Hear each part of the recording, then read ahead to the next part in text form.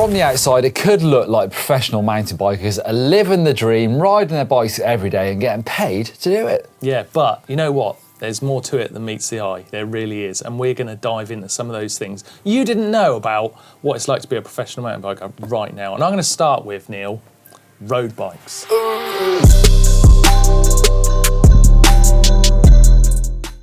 That's one big part of mountain bikers' lives. Sad, isn't it? A lot of them have to ride road bikes because it's one way to get your training done. It's the most efficient way, and it's the easiest way to track your training and your improvement. You just can't get away from road bikes. I mean, I can talk. Yes. I couldn't help but get on road bikes. But it's true, but you wasn't exactly conventional, your road bike training. No, but the average, I say average, pro mountain bike rider, they've got to get on road bikes. So when I was a pro enduro rider, mountain bike racer, I spent much more time, I'd never added it up, but much more time on a road bike than I did on a mountain bike. Because you could just replicate it and sit at powers and all those things that it does work, I'm afraid. Yeah, shame that. Shame. You get to appreciate it, I did at least. Sadly, we have to admit it.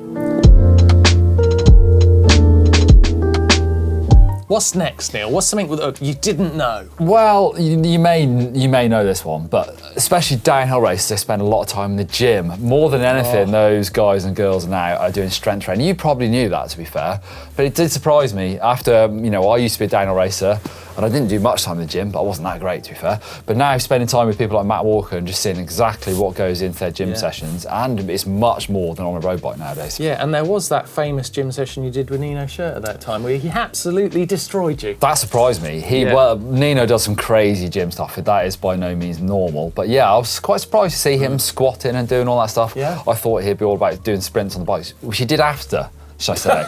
After you'd done his gym session and then the squats, then you go off and do sprints on the hill. That's one thing we probably do know about a lot of the pro riders. They're just not human. It's unbelievable. Especially Nino Schurter. Yeah, I tell you what, the other thing I've always thought about pro riding and all the pros out there is when they get to the off season and you realise there isn't one. There isn't much. There's no off-season. You see some of the pro races take a couple of weeks, but then actually they get straight back into sponsorship duties or finding new ones and then back into training. Yeah. It's quite surprising. I used to start in the new year and that was way too late. I learned. Everyone else was starting in November, their training. It's sort of pretty much well known. There's about a 2-week window where things stop and then you're suddenly talking about the year coming up. And getting training done and, like Neil said, sponsorship organised. It's hard and it doesn't really ever stop. My favourite thing about being a pro mountain biker used to be trying out prototype parts. And this, you used to do on the sly. We used to go off to training camps and try different internals in your bikes. I remember having some like silver mirrored stanchions on my Fox 40s that no one, well, there's a couple of us had, but no one else in the world had those.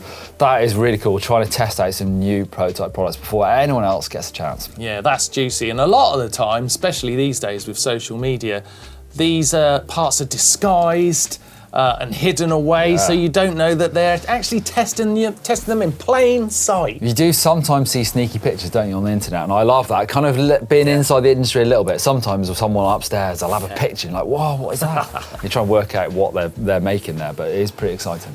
Yeah, it definitely is.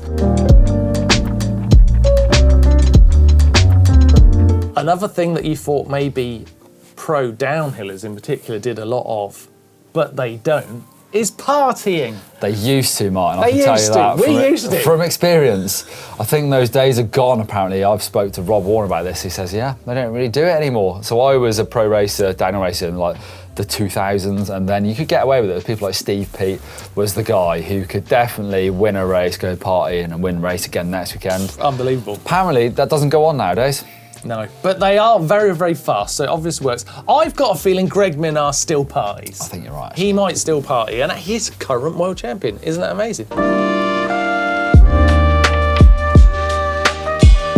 I tell you what, I also think is really cool about training for mountain bikers is their other sports they get to do. You do see a lot of crossover, especially with motorbikes. Motocross is especially really something that downhillers do. I've seen Titon Caro, cross-country racer, riding a moto trials bike and a motocross bike, so he's well into it. I know Nino Schutter rides an enduro motocross bike as well. Oh, I thought you were going to say Nino Schutter rode a motorcycle trials bike then. I'm afraid that would have made my day. That really would. But yeah, that crossover. The excuse to ride great motorbikes and do other sports, that's not a bad part of the job, actually. Golf is always used to be a super popular thing for people when they're relaxing. It used to be a bit of a pro circuit of downhillers that like playing golf. Yeah, a bit of betting on the side, and it's a great place to do the old sponsorship deals too. Yeah. So a lot of work goes into there.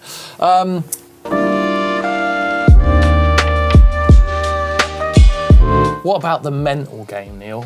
The pressure that a pro feels, especially in that off-season, building up, and then they've got to sustain that belief in their riding, the belief in their training all through that season. It builds up, and if they're having a good season, it gets seriously heavy. It does, especially you see this in downhill racing where it's a big part of that. You got one chance to do this thing, and you see people get on a roll. That's really interesting. They win one race, and they're virtually unbeatable. Year finishes, they come back, and it's like starting from scratch again. And people sometimes don't get back on that roll, but people like Greg Minnaar just doesn't seem to matter. You think he's down and out, you think, oh, he'll never recover from this. Boom, a win.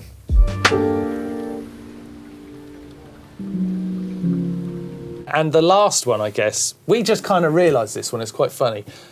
Pros don't retire anymore. Oh, the very best, shall we say. Some of the very best riders. They just kind of carry on. They become ambassadors or YouTubers or whatever, and they keep their sponsors. It's super interesting, that. There was obviously, YouTubers. Yeah, who does that? And there's a lot of these sort of lower pros that are like, okay, now I've got to go and do something else. And that's a tough time. But yeah, it's pretty interesting to see some pros that just carry on forever. One example, Brendan Fairclough, he's never been busier.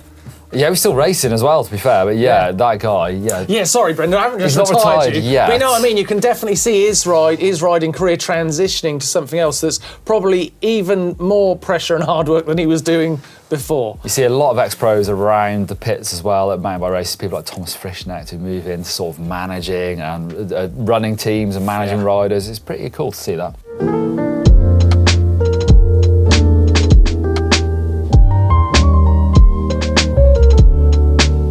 Now we're both retired, Martin. How do you look back at your pro life? Do you think it was super easy and sweet? You had it good? I think we did have it. I mean, my period of being a pro was sort of similar time to you, but I think we had it pretty good. I do. I look back and think it's quite easy, really. Yeah, there was a lot of fun, but it definitely looks like a much more serious game these days. It looks pretty tough. See someone like Evie Richards or Greg Minnaar, these amazing riders, and how hard they have to work.